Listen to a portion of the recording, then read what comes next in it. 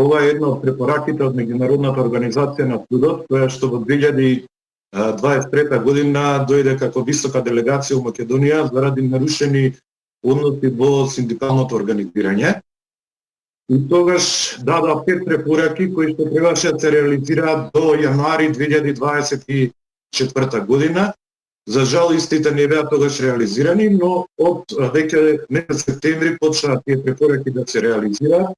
Останаа уште 2, тоа беше тогаш беа сослушани и министри, и пратеници, и суди, и синдикатите и работодавачите.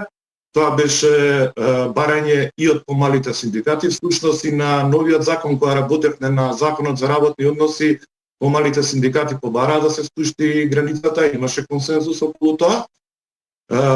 Еве гледаме дека предпоследната препорака се имплементира веќе во законот и останува само уште една, а тоа е слободата на движувањето во делот на зачленувањето и одчленувањето на работниците, каде што пред се во голем дел се однесуваше и на нас синдикат.